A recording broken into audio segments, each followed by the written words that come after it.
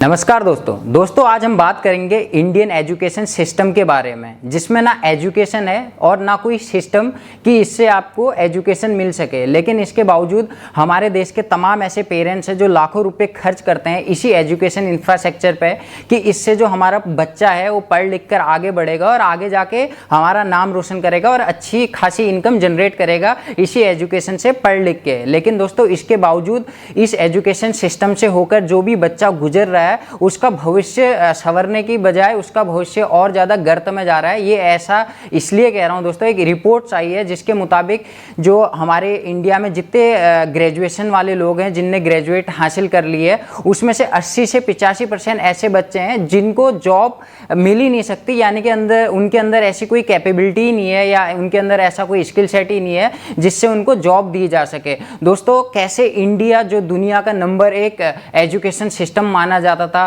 कुछ सालों पहले, आज वो पूरी तरीके से एजुकेशन के मामले में काफ़ी ज़्यादा पिछड़ गया और आज उसकी रैंक पूरी दुनिया में 110 नंबर पे है। दोस्तों आज हम इन्हीं कारणों के बारे में इस वीडियो के माध्यम से जानेंगे। वीडियो काफ़ी ज़्यादा इंपॉर्टेंट होने वाली है, तो अगर आपको वीडियो से कोई भी वैल्यू मिलती है तो प्लीज़ मेरे चैनल को सब्सक्राइब करें, क्योंकि आपके 2 सेकेंड के सब्सक्राइब करने से मुझे काफ़ी ज़्यादा मोटिवेशन मिलती है इस तरीके के कॉन्टेंट बनाने के लिए। दोस्तों मौजूदा वक्त में एजुकेशन सेक्टर की बात करें या एजुकेशन पूरे इंफ्रास्ट्रक्चर की बात करें तो दुनिया में जापान, अमेरिका,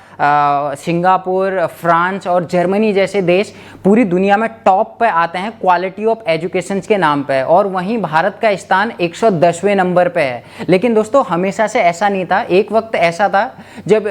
भारत का एजुकेशन सिस्टम दुनिया में नंबर 1 पे आता था और जो भारत की उस समय की लिटरेसी रेट थी वो 96.50 था। और दोस्तों उस वक्त पूरी दुनिया के लोग भारत में आया करते थे हायर एजुकेशन प्राप्त करने के लिए और एक क्वालिटी ऑफ एजुकेशन प्राप्त करने के लिए। लेकिन दोस्तों आज आपने देखा होगा हर एक सरकार आती है 5 साल में, हर एक सरकार अपने चुनावी एजेंडे में ये आपको बताती है, अपने मैनिफेस्टो में ये बताने का प्रयास करती है कि हम क्वालिटी ऑफ एजुकेशन पर फोकस कर रहे हैं, आपको अच्छा स्कूल, अच्छा एटमॉस्फेयर और जितना भी ज़्यादा एजुकेशन का रिलेटिव पूरे देश में एटमॉस्फेयर हो आपको अच्छा क्रिएट करके देंगे ताकि आपके बच्चे का भविष्य अच्छा बन सके। लेकिन दोस्तों आपने दूसरी तरफ ये भी देखा होगा कि जो पॉलिटिशियंस होते हैं या जो बड़े बड़े सेलिब्रिटी होते हैं या जो वेल्दी फैमिली होती है उनके जो बच्चे होते हैं दोस्तों वो हमारे देश के स्कूलों में पढ़ते ही नहीं है, यानी कि जो अपनी एजुकेशन हासिल करते हैं या जो भी अपनी हायर एजुकेशन या अच्छी एजुकेशन हासिल करते हैं वो हमारे देश से बाहर जाके हासिल करते हैं। दोस्तों एक इंटरेस्टिंग फैक्ट है, मैं आपको बता दूं कि हमारे देश में हर साल 20 लाख लोग होते हैं, 20 लाख बच्चे होते हैं जो कि जेईई और मेंस का एग्जाम देते हैं और उसमें से मात्र 10 से 20% ही बच्चे होते हैं जो कि इस एग्जाम को क्लियर कर पाते हैं। और वहीं दूसरी तरफ दोस्तों यूपीएससी जो कि इंडिया का सबसे टफेस्ट एग्जाम माना जाता है उसमें दोस्तों 100% बच्चों में से मात्र 0.1% ही बच्चे होते हैं जो कि इस एग्जाम को क्लियर कर पाते हैं। आखिरकार क्यों इंडिया का ही एग्जाम और इंडिया का ही सिलेबस जो कि हमें बचपन से ही पढ़ाया जाता है उसी सिलेबस को लेकर हम इन पेपरों को क्लियर क्यों नहीं कर पा रहे? आखिरकार इंडिया का ही एग्जाम जो इंडिया के ही लोगों के लिए बना है उसी एग्जाम को क्लियर करने में आखिर इतने लाखों लोग क्यों असफल हो रहे हैं? दोस्तों इंडियन एजुकेशन सिस्टम जिसे आप आज जिस रूप में देख रहे हैं ये हमेशा से ऐसा नहीं था, क्योंकि जो इंडिया की एजुकेशन हिस्ट्री है वो काफ़ी ज़्यादा रिच रही है। हमारे पास आर्यभट्ट जैसे महान वैज्ञानिक, महान खगोलविद अवेलेबल थे, हमारे पास नालंदा जैसा विश्वविद्यालय मौजूद था, हमने जीरो का इन्वेंट करके पूरी दुनिया को दिया जिससे आज पूरी दुनिया कैलकुलेशन कर पाती है। उस जीरो का इन्वेंट भारत में आर्यभट्ट द्वारा किया गया और आर्यभट्ट ने ही पूरी दुनिया को ये बताया कि धरती चपटी नहीं बल्कि धरती गोल है और धरती अपने अक्ष में घूमती है। दोस्तों हमारी जो एजुकेशन हिस्ट्री है वो काफ़ी ज़्यादा रिच थी, क्योंकि हमारी जो एजुकेशन की जो सिस्टम था या जो प्रणाली थी पहले वो गुरुकुल सिस्टम पर डिपेंड था, यानी कि हमारे वहाँ गुरुकुल पद्धति चलती थी जिसके द्वारा बच्चों को एजुकेशन दी जाती थी। दोस्तों उसमें होता ऐसा था, एक गुरु होते थे एक और उनके जो तमाम जो स्टूडेंट्स होते थे वो हर एक क्षेत्र से रिलेट करते थे, यानी कि किसान का बच्चा भी वहाँ पढ़ता था और राजा का बच्चा भी वहाँ पढ़ता था और एक जो सरकारी नौकर होता है उसका बच्चा भी वहीं पढ़ा करता था, यानी कि उनमें कोई भेदभाव नहीं होता था और उन्हें इक्वली उनकी स्किल सेट के हिसाब से उन्हें एजुकेशन दी जाती थी। यानी कि जो बच्चा कृषि के क्षेत्र में अच्छा है उसको कृषि से रिलेटिव स्किल उसको प्रोवाइड कराई जाती थी, जो लड़का युद्ध के क्षेत्र में कौशल है उसके पास हथियारों को लेकर उसको उसके बारे में बताया बताया जाता था। जो बच्चा आयुर्वेद के क्षेत्र में अच्छा है उसका आयुर्वेद के बारे में बताया जाता था। क्योंकि दोस्तों मैं जिस एजुकेशन की आपको बात कर रहा हूँ, जिस गुरुकुल सिस्टम की आपको बात कर रहा हूँ, उसके एक सबसे बड़ा प्लस पॉइंट और एक सबसे अच्छा प्लस पॉइंट था कि वो जो एजुकेशन देते थे वो सारी फ्री ऑफ कॉस्ट थी, यानी कि उसके अवैज में कोई भी पेरेंट्स से पैसे नहीं लिए जाते थे। तो एक काफ़ी अच्छा था इंडिया के लोगों के लिए, और इसीलिए उस समय इंडिया का जो लिटरेसी रेट था वो 96.50 था, क्योंकि सबको एजुकेशन मिल रही थी, उसमें कोई भेदभाव नहीं था और ना आपको कोई पैसे पे करने पड़ते थे। लेकिन दोस्तों जब अंग्रेज भारत में आए तो अंग्रेजों ने देखा ये सब कि इंडिया में जो संस्कृत है, संस्कृत की काफ़ी ज़्यादा बोली जाती थी, लोगों की जो भी शिक्षा होती थी वो हिंदी या संस्कृत में दी जाती थी। लेकिन जो अंग्रेज थे वो अंग्रेजी जानते थे, उनको ना हिंदी आती थी और ना भारत के लोगों को अंग्रेजी आती थी। तो उनको जो कम्युनिकेशन गैप था उसको फिल करना था और उनको ऐसे वर्कर की ज़रूरत थी, ऐसे लोगों की ज़रूरत थी जो उनके ऑर्डर को फॉलो कर सके बिना किसी राइट ऑफ किए हुए, बिना कोई सवाल उठाए हुए। तो दोस्तों उन्होंने किया क्या, 1835 में जो अंग्रेजों की एजुकेशन सिस्टम था उसको इंट्रोड्यूस किया लोगों के सामने, और उस एजुकेशन सिस्टम में उनने कुछ पिलर बना दिए, उनने कुछ मेन पॉइंट बना दिए कि जो इंडिया का जो भी एजुकेशन सिस्टम होगा 1835 से वो सारा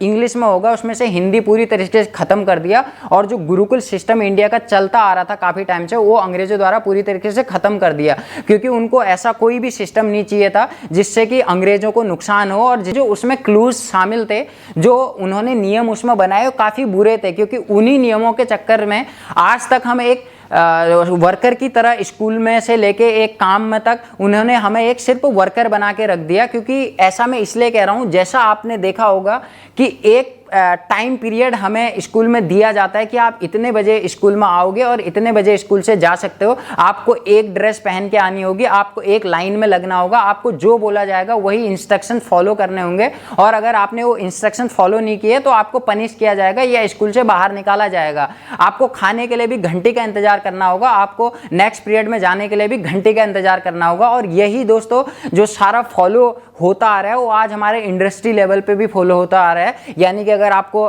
ड्यूटी पे जाना है तो आपको इतने बजे जाना पड़ेगा, आपको ड्यूटी से आना है तो आपको इतने बजे ही वापस आना होगा, आपको उनकी एक यूनिफॉर्म को पहनना होगा, आपको उनके नियम को फॉलो करना होगा। अगर आप नियम को फॉलो नहीं करेंगे तो आपको पनिश किया जाएगा। ये भारत के आज़ाद होने के बाद भी आज तक हम फॉलो करते आ रहे हैं। ये हमारी विडंबना है कि हमारा देश आज़ाद हो गया, हमने तमाम अंग्रेजों की चीज़ों का बहिष्कार किया, लेकिन जो उनका एजुकेशन सिस्टम था, जो उनकी शिक्षा प्रणाली थी, उसको हमने कभी बहिष्कार ही नहीं किया और उसको एज इट इज जैसा चलता आ रहा था उसको ऐसे ही हम फॉलो करते आ रहे हैं 1947 से लेके आज तक। इंडियन एजुकेशन में एक जो सबसे बड़ा गैप लगता है वो है रट्टा लगाना। यानी कि हमारे इंडियन एजुकेशन सिस्टम में एक चीज बड़ी बुरी चलते आ रही है और ये हमेशा से मुझे लगता है कि आगे भी ऐसा ही चलता रहेगा, क्योंकि ये काफी साल से चलती आ रही है और इसको स्टूडेंट भी प्रमोट करते हैं, टीचर भी प्रमोट करते हैं और हमारे पेरेंट्स भी इसी चीज को प्रमोट करते आ रहे हैं दोस्तों। वो है रट्टा लगाना। यानी कि हमारे जो स्कूल या एकेडमिक जितना भी इंफ्रास्ट्रक्चर होता है, इसमें दोस्तों जो बच्चा रट्टा लगा के याद करता है या जो बच्चा रट्टा लगा के अच्छे नंबर लाता है तो उसको वेल रिस्पेक्ट की नज़र से देखा जाता है, यानी कि उसे अच्छी नज़र से देखा जाता है और उसको दूसरे बच्चों से कंपेयर किया जाता है कि आप इसकी तरह बनिए, इसकी तरह रट्टा मार के याद करके नंबर लाइए। यहाँ जो नंबर होते हैं दोस्तों, नंबर को वैल्यू दी जाती है, यानी कि आपके अगर अच्छे नंबर हैं तो आप अच्छे स्टूडेंट हैं और आपके अगर कम नंबर हैं आप बुरे स्टूडेंट। और तो हमारे एजुकेशन सिस्टम में यही रट्टा चलता आ रहा है, यानी कि किताबी नॉलेज हमें ये पढ़ाई जाती है बचपन से लेके जब तक हमारा स्कूलिंग करियर खत्म नहीं होता, हमें सिर्फ किताबी नॉलेज के बारे में बताया जाता है। यानी कि जो किताब में लिखा है वो बिल्कुल सही है और जो आप बोल रहे हैं वो बिल्कुल गलत है, यानी कि आप कोई भी सवाल नहीं पूछ सकते उस किताब के अलावा। दोस्तों आपने सुना होगा महाभारत में जो द्रोणाचार्य जी थे, उन्होंने जो अर्जुन, भीम और जो युधिष्ठिर थे उनको उनके स्पेसिफिक स्किल सेट के हिसाब से उनको ट्रेन किया है। यानी कि जो अर्जुन जी थे उनको धनुष चलाना काफी अच्छा आता था, तो उनके जो गुरु थे द्रोणाचार्य जी, उन्होंने उन्हें सिर्फ धनुष विद्या में काफी ज्यादा तेज बनाया या काफी निपुण बनाया। और वहीं जो भीम जी थे उन्हें गधा चलाना काफी अच्छा आता था, तो उन्होंने उनके उस स्किल पे काम किया। और जो युधिष्ठिर जी थे उनको भाला फेंकना काफी अच्छा आता था या भाला चलाना अच्छा आता था, तो उन्होंने उनके उस स्किल पे काम किया, ना कि अर्जुन जी को गधा चलाना या युधिष्ठिर जी को धनुष चलाना और भीम जी को भाला फेंकना ये सिखाया। यही आज हमारा जो एजुकेशन सिस्टम है यही गलती कर रहा है। ये हमारे जो बच्चों का स्किल सेट है या जो हमारे बच्चों का इंटरेस्टिंग नॉलेज है या जो हमारे बच्चों का इंटरेस्टिंग फील्ड है उसके बारे में वो कभी भी बात नहीं करता और वो अपने सब्जेक्ट के हिसाब से चलाता है। यानी कि अगर आपको मैथ अच्छी नहीं लगती और आप इंग्लिश में काफ़ी ज़्यादा स्किलफुल हैं और आपकी इंग्लिश काफ़ी ज़्यादा स्ट्रांग है या आपकी मैथ स्ट्रांग है, आपकी इंग्लिश कमज़ोर है, लेकिन इसके बावजूद आपको उन तमाम सब्जेक्टों पर फोकस करना पड़ेगा। यानी कि आप एक कोई पर्टिकुलर सब्जेक्ट सिलेक्ट नहीं कर सकते। आपको जो सिलेक्ट या सिलेबस दिया गया है आप उसी के अकॉर्डिंग पढ़ सकते हैं। इसके अलावा आपकी कोई भी स्किल्स पे काम नहीं किया जाता है इन स्कूल्स में। दोस्तों भारत के महान गणितज्ञ थे रामानुजन, वो गणित में काफ़ी अच्छे थे और वो हर बार गणित में 100 नंबर लेके आया करते थे, लेकिन जो उनकी इंग्लिश थी वो काफ़ी ज़्यादा वीक थी। इसके बावजूद दोस्तों उनके गणित में 100 नंबर आने के बावजूद वो हमेशा फेल हो जाते थे। क्यों? क्योंकि उनको इंग्लिश सब्जेक्ट में कुछ नहीं आता था और इंग्लिश सब्जेक्ट में वो फेल हो जाते थे। यही हमारी एजुकेशन का फेलियर है दोस्तों। यहाँ आपको हर सब्जेक्ट में एक्सपर्ट होना पड़ेगा। आपको एक स्पेसिफिक फील्ड में एक्सपर्ट नहीं माना जाएगा। आपको हर एक सब्जेक्ट में, आपको हिंदी में भी एक्सपर्ट होना पड़ेगा, आपको इंग्लिश में भी एक्सपर्ट होना पड़ेगा, आपको मैथ्स, आपको साइंस, आपको सोशल साइंस, आपको हर एक सब्जेक्ट में एक्सपर्ट होना पड़ेगा। तभी आप जाके एक अच्छे स्टूडेंट माने जाएंगे, नहीं तो आप एक बुद्धू स्टूडेंट, आप एक मूर्ख स्टूडेंट माने जाएंगे इस एजुकेशन सिस्टम की नज़र में। ये एक बहुत बड़ा दोस्तों मिसकंसेप्शन है और एक बहुत बड़ा फेलियर है हमारे एजुकेशन सिस्टम का, क्योंकि इसमें बच्चे की, स्टूडेंट्स की कोई स्किल्स पे काम ही नहीं किया जाता है। तो इसका एक बहुत बड़ा उदाहरण ये भी है कि आज हमारा जो देश है वो स्विट्जरलैंड की आबादी के बराबर हर साल इंजीनियर प्रोड्यूस करता है, लेकिन उसके बावजूद भी हमारा देश रिसर्च के मामले में पूरी दुनिया में कोई भी रैंक नहीं करता। और वहीं स्विट्जरलैंड इतने कम इंजीनियर प्रोड्यूस करने के बावजूद भी रिसर्च के क्षेत्र में नंबर 1 स्थान पर आता है। तो आप समझ सकते हैं कि क्वालिटी ऑफ एजुकेशन के मामले में कितना ज़्यादा डिफरेंस है वर्ल्ड की एजुकेशन और इंडिया की एजुकेशन के अंदर। दोस्तों इस एजुकेशन सिस्टम में, जो कि एक पूरा रट्टा आधारित और एक पूरा थ्योरिकल आधारित एजुकेशन सिस्टम है, इसमें बच्चे को दोस्तों नंबर के हिसाब से और बच्चे को मेरिट के हिसाब से जज किया जाता है। यानी कि अगर आपके अच्छे नंबर हैं और आप फर्स्ट आए हैं तो आप अच्छे स्टूडेंट हैं, और आपके अगर कम नंबर हैं और आप सेकेंड या थर्ड या उसके बाद आए हैं तो आप एक बुरे स्टूडेंट हैं, और आपको अच्छे और बुरे स्टूडेंट के बीच में कंपेयर किया जाएगा। दोस्तों इसी जो एजुकेशन प्रणाली है इसमें जो मेन रोल और जो इसके मेन कारण हैं जिनकी वजह से ये और ज़्यादा बुरा होता जा रहा है, इसमें हमारे पेरेंट्स भी शामिल हैं और इसमें हमारे टीचर्स और हमारा स्कूल भी शामिल है। यानी कि दोस्तों हमारे जो पेरेंट्स होते हैं उनको आपने हमेशा ये कहते हुए सुना होगा कि जो मैं नहीं कर पाया वो मेरा बच्चा करेगा। यानी कि अगर कोई पेरेंट्स डॉक्टर नहीं बन पाता है या कोई पेरेंट्स इंजीनियर नहीं बन पाता है तो अपना ये प्रेशर वो अपने बच्चे के ऊपर थोप देते हैं, भले उसका इंटरेस्टिंग फील्ड हो ना हो। अगर वो ना भी बनना चाहे तो उसको ज़बरदस्ती उसी फील्ड की तरफ अट्रैक्ट किया जाएगा, उसको प्रेशराइज किया जाएगा कि आपको तो इंजीनियर ही बनना है। और यही हमारा कॉन्सेप्ट दोस्तों स्कूलों में भी चलता है। यानी कि आपने देखा होगा कि स्कूल में जो पीसीएम लेता है, यानी कि जो फिजिक्स, केमिस्ट्री, मैथ लेता है, तो उसे एक रिस्पेक्ट की नज़र से देखा जाता है। और वहीं अगर कोई आर्ट्स साइड लेता है तो उसे एक दोस्तों बेइज्जती की नज़र से देखा जाता है, या उसे बुरा भला कहा जाता है कि ये कमज़ोर बच्चा है इसलिए आर्ट ले रहा है। उन्हें ये नहीं पता कि जो आर्ट का फील्ड है वो कितना बड़ा फील्ड है और उसमें कितना ज़्यादा स्कोप है। लेकिन उसके बावजूद भी जो स्कूल्स में होती है उसमें भेड़ चाल होती है। यानी कि अगर होशियार बच्चे ने पीसीएम लिया है तो हमारे घर वाले भी हमें यही इन्फोर्स करेंगे कि आप भी पीसीएम ही लो, आप भी साइंस साइड ही लो, आप आर्ट साइड मत लो, क्योंकि इससे हमारी समाज में, हमारी सोसाइटी में बेइज्जती होगी और हमें रिस्पेक्ट नहीं मिलेगी। यही जो कॉन्सेप्ट है दोस्तों, यही हमारे जो एजुकेशन सिस्टम को है ये पूरे दीमक की तरह खाया जा रहा है और पूरा जो एजुकेशन सिस्टम का पिलर है वो पूरी अंदर से खोखला होता जा रहा है इन्हीं तमाम चीज़ों की वजह से। दोस्तों आज लोग और पेरेंट्स और तमाम लोग चिल्लाते हैं कि देश में अनएम्प्लॉयमेंट है, देश में बेरोजगारी है, देश में ये हो रहा है, देश में रोजगार नहीं है। लेकिन इस बेरोजगारी, इस अनएम्प्लॉयमेंट के पीछे हम ही कारण है और हमारा एजुकेशन सिस्टम ही सबसे बड़ा कारण है और हमारे पेरेंट्स ही सबसे बड़े कारण है। यानी कि आप एक सोच के देखिए कि हमारे, अगर आप आज भी स्कूल में जाके किसी बच्चे से या किसी क्लास में जाके ये पूछेंगे बच्चों से कि आप बड़े होके या आप पढ़ाई खत्म करके क्या बनना चाहते हैं, तो उनमें से 99.9% बच्चों का यही जवाब होगा कि मैं डॉक्टर बनना चाहता हूँ, मैं टीचर बनना चाहता हूँ, मैं इंजीनियर बनना चाहता हूँ। बहुत मुश्किल से लोग होंगे जो कहेंगे कि मैं डेटा साइंस के के क्षेत्र में जानना चाहता हूँ, मैं कोडर बनना चाहता हूँ, या मैं ग्राफिक डिजाइनर बनना चाहता हूँ, या मैं किसी स्पोर्ट्स के क्षेत्र में जाना चाहता हूँ, बहुत रेयर चांस होंगे जो आपको ये कहते हुए सुनाई देंगे। क्योंकि हमारा जो एटमॉस्फेयर है, जो हमारा सारा एनवायरनमेंट है एजुकेशन का, वो इन्हीं पे रिलेट करता है, इन्हीं पे फोकस किया गया है कि आप पढ़ोगे तो आप डॉक्टर बनोगे, अगर आपने पीसीबी लिए तो आप डॉक्टर बनोगे, आपने पीसीएम लिए तो आप इंजीनियर बनोगे, अगर आपने कॉमर्स लिए तो आप यूपीएससी क्लियर करोगे या गवर्नमेंट जॉब करोगे। यही जो हमारा एटमॉस्फेयर है ये क्रिएट किया हुआ है। इसी की वजह से दोस्तों आज इतनी ज़्यादा बेरोजगारी हो रही है, क्योंकि अगर कोई डॉक्टर है जिसका बचपन से ये सपना है कि मैं डॉक्टर बनूंगा, या उसके ऊपर प्रेशराइज किया गया है उसके पेरेंट्स के द्वारा, उसके टीचर्स के द्वारा कि तू डॉक्टर ही बनेगा क्योंकि तूने पीसीबी ली थी, या तू इंजीनियर ही बनेगा क्योंकि तूने पीसीएम ली थी, तो उन्होंने उसके अलावा अपने अंदर कोई स्किल ही डेवलप नहीं की, या उनके अलावा कोई स्किल ही डेवलप करने की कोशिश नहीं की गई उनके पेरेंट्स के द्वारा या उनके टीचर्स के द्वारा कि वो दूसरे क्षेत्र में कंपीट कर पाए। क्योंकि दोस्तों आज हमारे प्राइवेट सेक्टर में काफ़ी ज़्यादा अपॉर्चुनिटी हैं जॉब को लेके, कोडिंग के क्षेत्र में, ग्राफिक डिजाइनर के क्षेत्र में बड़ी बड़ी पोस्टें होती हैं जिनमें से बाहर से लोग आके आज जॉब कर रहे हैं। लेकिन हमारे इंडिया के जो बच्चे हैं जो कि काफ़ी ज़्यादा डिग्री लेके बैठे हुए हैं, लेकिन उनके पास कोई ऐसा स्किल सेट ही नहीं है कि वो यहाँ पे compete कर पाए या यहाँ पे उनको रोजगार मिल पाए।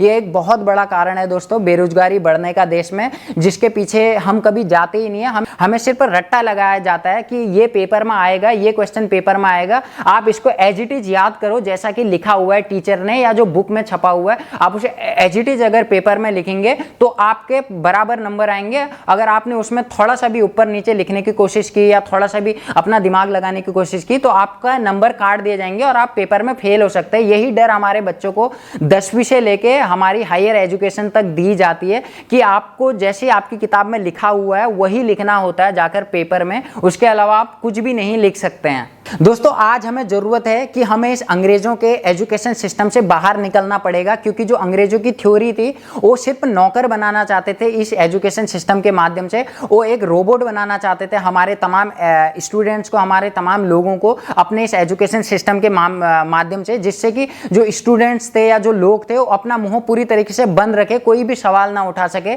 उन्हें जिस तरीके से बोला जाए उस तरीके से काम करे, उनको उठ बोलने तो उठ, बैठ बोलने तो बैठ, उन्हें टाइम पीरियड के हिसाब से एक पंक्चुअल टाइम के हिसाब से उन्हें सेट किया जाए। यानी कि आपको 9 बजे बोला है तो 9 बजे ही आना है, आपको एक लाइन में खड़े होने के लिए बोला तो एक ही लाइन में खड़ा होना पड़ेगा, आपको 10 बजे जाना है तो 10 बजे जाओगे, आपको इतने बजे खाने के लिए बोला जाएगा तो आप इतने बजे खाना खाओगे। तो इस तरीके से वो लोग हैंडल करना चाहते थे इंडिया के लोगों को, जिस पर्पज में वो सक्सेसफुल भी हुए। लेकिन हमारे देश में आज़ादी के बाद भी आज हम उसी चीज़ को फॉलो करते आ रहे हैं जो अंग्रेज छोड़ के गए थे, उसी गंध को आज हम फॉलो करते आ रहे हैं जो कि हमारे एजुकेशन सिस्टम में भरा पड़ा है। यानी कि हमारा जो एजुकेशन सिस्टम है पूरी तरीके से वही अंग्रेजों का चलाया आ रहा है। यहाँ आज भी हम मेरिट के हिसाब से लोगों को जज करते हैं, उनके नंबर के हिसाब से उनको जज करते हैं, या वो जितना ज़्यादा डिसिप्लिन है उसे हम उतना अच्छा मानेंगे, उसे उतने रिस्पेक्ट की नज़र से देखा जाता है। लेकिन दोस्तों ये इंडिया के लोगों को या इंडिया की गवर्नमेंट को ये चेंज करने की ज़रूरत है, क्योंकि अगर ये बहुत जल्दी चेंज नहीं किया गया, हमारी एजुकेशन सिस्टम में चेंजेस नहीं लाए गए तो ये एक दीमक की तरह हमारे पूरे बच्चों के भविष्य को खा जाएगा और आने वाले टाइम में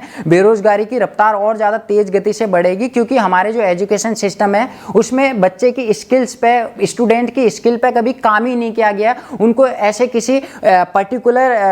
क्षेत्र, पर्टिकुलर एरिया, पर्टिकुलर एक फील्ड के लिए कभी तैयारी नहीं किया गया कि वो इस क्षेत्र में compete कर पाए। उसको सिर्फ किताबी नॉलेज के बारे में बताया गया है कि अगर आप ये पढ़ोगे तो आप पास हो सकते, नहीं तो आप जिंदगी में असफल हो, आप कुछ भी नहीं कर सकते।